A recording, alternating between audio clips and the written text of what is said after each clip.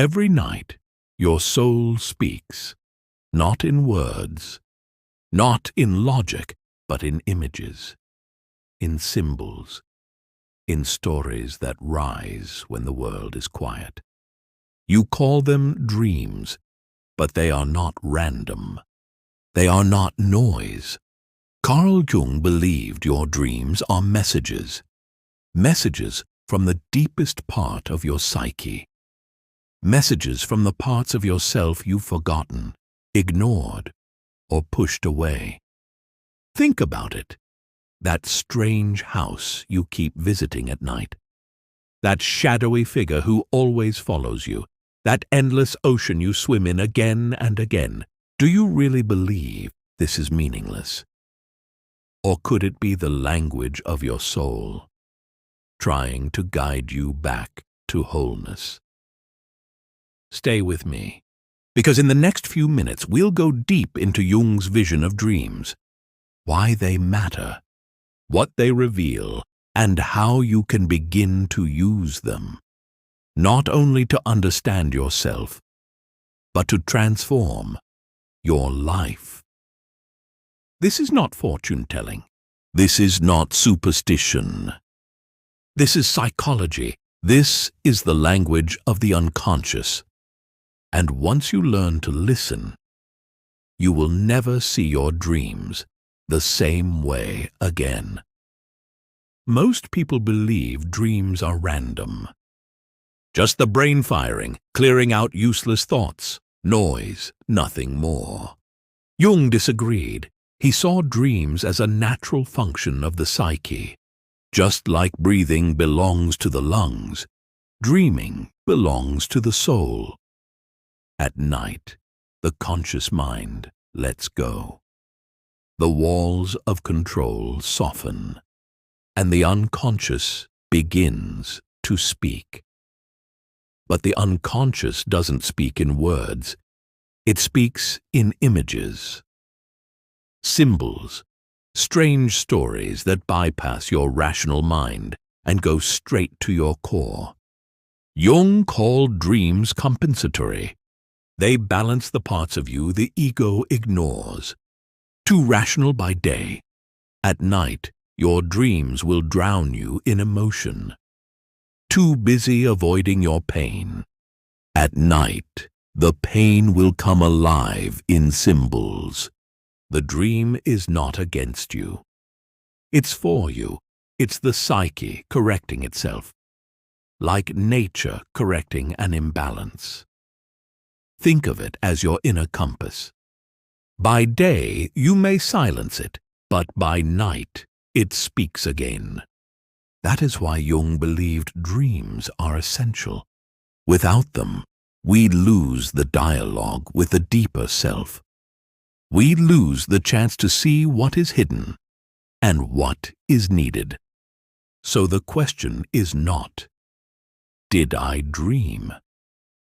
The question is, am I willing to listen? Jung once said, the psyche speaks in images. That is why your dreams don't speak in plain sentences. They speak in symbols. A house, a snake, an endless staircase, a stranger who feels oddly familiar. These are not random. They are the alphabet of the soul. But here's the secret. No dream symbol has just one meaning. A snake can be fear. A snake can be wisdom. A snake can be transformation, shedding old skin. The question is not, what does a snake mean in a dictionary? The question is, what does the snake mean to you? Jung warned against quick, shallow interpretations. Dreams are not crossword puzzles. They are messages layered with personal and archetypal meaning. Archetypal meaning is universal. Water often points to emotion. The sun often represents life force. The shadow often carries what we fear. But personal meaning matters just as much. Your house is not my house. Your stranger is not my stranger. That is why working with dreams is an act of listening, not to what the internet says, but to what your unconscious is trying to show you. Pay attention to feelings. A dream symbol is alive not because of its image, but because of the emotion it stirs. Did you feel fear, desire, relief, confusion? The feeling is the key that unlocks the symbol. This is the language of dreams. A language older than words. A language your soul still remembers. Everyone has had them. The dream that wakes you up in fear. The dark figure chasing you. The monster hiding in the corner. The nightmare you cannot escape. Most people try to forget. It was just a bad dream. But Jung saw it differently.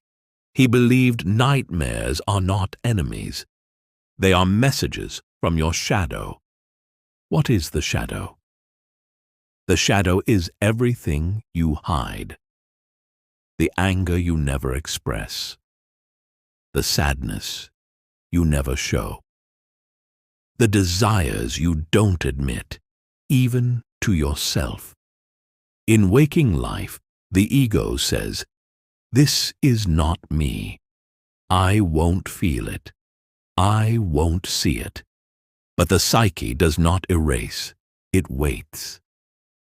And at night, it returns. That's why you see the stranger chasing you. That stranger is often not another person.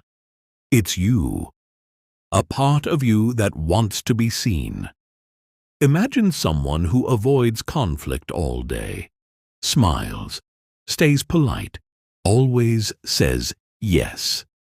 At night, they dream of violent fights, explosions, anger out of control. Jung would say, the shadow is demanding balance. Or take the person who feels powerless. By day, they hide it. By night, they dream of monsters too strong to defeat. The dream is showing the fear they refuse to face. The shadow doesn't appear to hurt you. It appears to help you. Because only by facing the shadow do you find your hidden strength. Jung called this integration. When the monster is faced, it can turn into an ally. Example, someone dreams again and again of drowning. Terrifying water pulling them down. At first, they resist. But when they finally face it, they realize the water is emotion, their own grief, their own sadness. Once they allow themselves to feel it in waking life, the nightmare disappears. This is the paradox of the shadow. What you fear in dreams is often the very thing you need to heal. So the next time you wake from a nightmare, ask yourself, what is this image trying to show me? What part of myself am I refusing to see? Because behind the shadow is always a gift, a truth, a power waiting to be integrated. Sometimes you dream of things you've never lived. Ancient temples, heroes and villains, gods and monsters, symbols that feel older than language itself. How is that possible? Jung believed it was because we all share a deeper layer of the psyche. He called it the collective unconscious. Beneath your personal memories lies a vast ocean, and in that ocean live patterns older than you. Universal stories. Archetypes. An archetype is not just a character. It's a blueprint of human experience. The mother, the hero, the shadow, the trickster, the wise old man. These figures appear in myths across cultures. They appear in religions. And they appear in your dreams. Think of the hero's journey, the call to adventure, the descent into darkness, the struggle, the rebirth. You see it in ancient myths, you see it in modern films, and you see it at night, in the theater of your mind. Example: you dream of being hunted by a dark figure. That is the shadow archetype. It carries the parts of yourself you fear. Or you dream of an old man offering advice. That is the wise old man, a symbol of inner wisdom, guiding you from beyond the ego. Maybe you dream of a nurturing woman, comforting you when you feel lost. That is the mother archetype. She represents safety, care, and the deep need for belonging. These are not just random images. They are ancient patterns. Your psyche is tapping into something universal, the memory of humanity itself. Jung believed this is why people across cultures dream in similar images. A child in Asia dreams of the same flood. A man in Europe dreams of the same dragon. A woman in Africa dreams of the same guiding spirit. Different languages, different cultures, same archetypes. This is why Jung saw dreams as more than personal. They are doorways into the shared human story. And here's the beauty. When you meet an archetype in your dream, you're not just dreaming. You're connecting to something sacred, something timeless. The hero calls you to grow. The shadow forces you to face yourself. The trickster teaches you not to take your ego too seriously. Archetypes remind you you are not alone in your struggle. You are walking a path others have walked before you.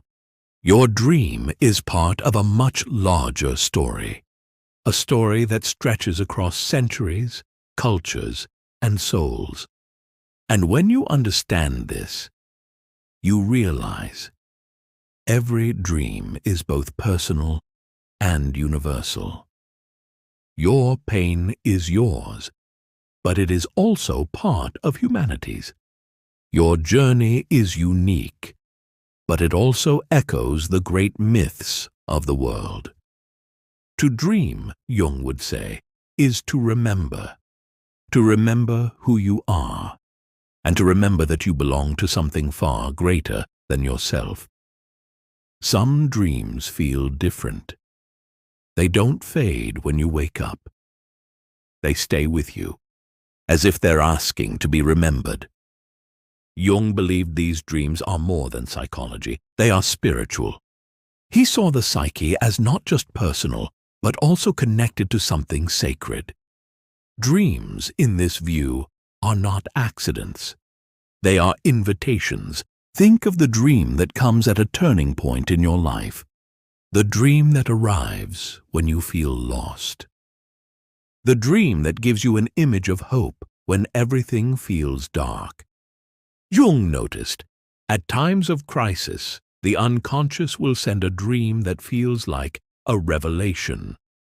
Example: a man struggling with despair dreams of a small flame, burning in endless darkness. He wakes up changed, not because the problem is gone, but because something inside whispers, there is still light. Or a woman, uncertain about her path, dreams of walking through a forest. At the center she finds a guide, an animal, a stranger, an ancestor. That figure becomes a symbol of inner guidance, leading her toward her next step. Jung also spoke of numinous dreams, dreams that feel holy. These are the ones that leave you trembling, not with fear, but with awe, as if you've touched something beyond yourself. And sometimes dreams even connect with waking life. A dream image appears, and the next day you see the same symbol in the world around you. Jung called this synchronicity, a meaningful coincidence, the unconscious speaking through both dream and reality.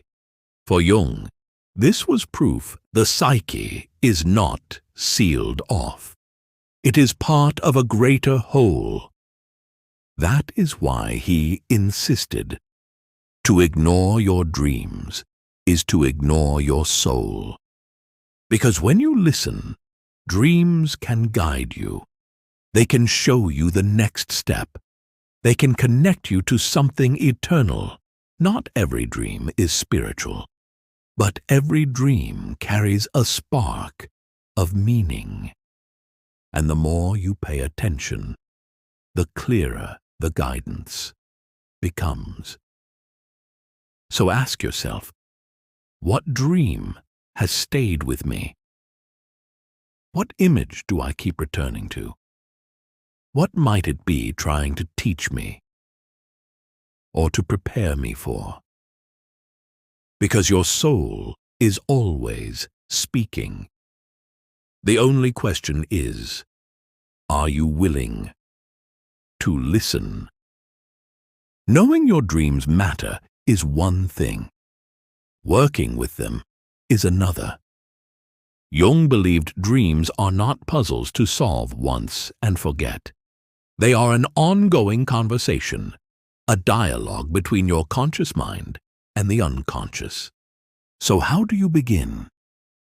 Here are simple, concrete steps. 1. Write them down immediately. Dreams fade fast. Within minutes, details slip away. That is why Jung told his patients, keep a dream journal the moment you wake up. Write. Don't judge, don't polish. Write down every detail you can remember, even fragments, a color, a feeling, a single word. Over time, patterns will emerge. 2. Notice recurring symbols. Jung said the psyche repeats what matters. If you keep dreaming of water, pay attention. If the same house, the same person, the same situation returns, it's a signal. The unconscious is saying, this is important, don't ignore it. 3. Ask, how did I feel? Symbols are important, but feelings are the key. Were you terrified, relieved, excited? Jung taught, the emotion in a dream is more important than the storyline, because it points to what the psyche is really trying to express. 4th, dialogue with the image. Don't just analyze the dream. Speak to it. Jung used a method called active imagination. Example, you dream of a shadowy figure. Instead of ignoring it, sit quietly and imagine asking, who are you? What do you want from me? Then listen. Images may shift. Words may arise. This is how the unconscious reveals its message. 5. Look for balance. Jung believed dreams compensate for the conscious attitude. Too much logic by day. Dreams bring chaos. Too much control. Dreams bring images of loss. Ask yourself, what is my dream balancing? Often the answer is exactly what your waking life is missing. 6. Live the message. A dream only matters if it changes how you live. If you dream of water, maybe it's time to face your emotions. If you dream of speaking up, maybe it's time to use your voice in real life. Jung's advice: don't just think about your dreams. Integrate them. Live them. Remember, your dreams are not random. They are alive. They are guiding you. Write them down. Feel them. Dialogue with them. And above all, let them change you. Because every dream is an invitation. An invitation to become more whole. A dream has no power if it stays on the page. The real power begins when you let it shape your life. Jung believed this is the purpose of dreams, not entertainment, not escape, but transformation. Every dream asks you to integrate something, to bring a hidden truth into the light, to make your inner world and your outer world one. This is individuation, Jung's great idea, the process of becoming whole. Imagine you dream of a house. Each room is different. Some bright, some dark, some locked. That house is you. To integrate the dream means to open the locked doors, to enter the rooms you have ignored, to reclaim the parts of yourself you left behind. Or take the dream of a child. You see a child lost, abandoned, crying. That child is your inner self. Integration means caring for that child in waking life, giving space to your vulnerability, allowing yourself to need what you once denied. This is how transformation happens, by meeting the image in real life, by changing the way you act, not just the way you think. Jung said, "We don't become enlightened by imagining figures of light, but by making the darkness conscious." That means when the shadow appears in your dream, don't push it away. Integrate it. Ask what it needs.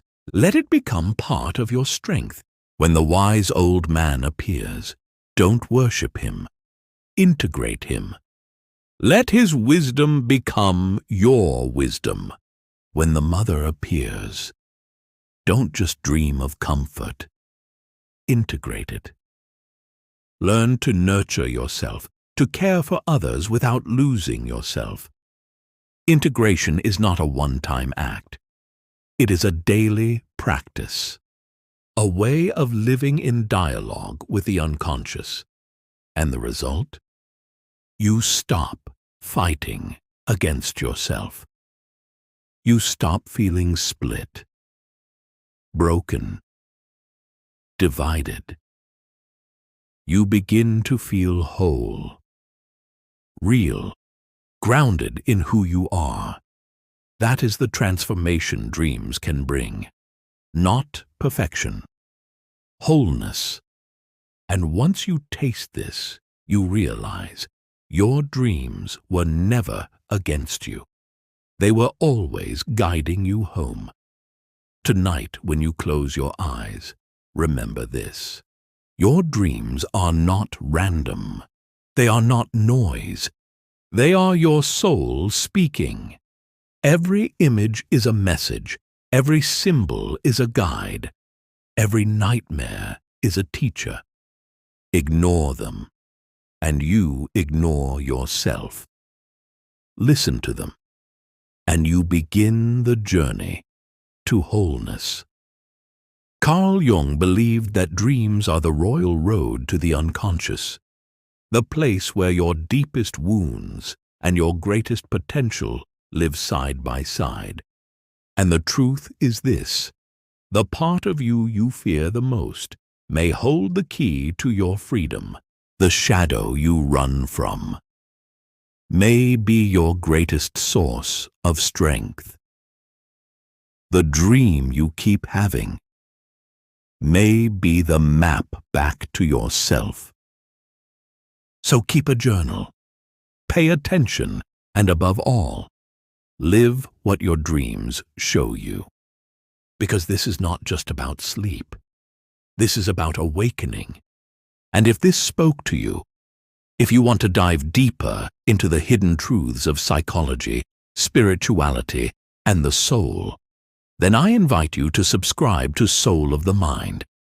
Together we'll explore the unseen, uncover the forgotten, and walk the path that leads not to perfection, but to wholeness.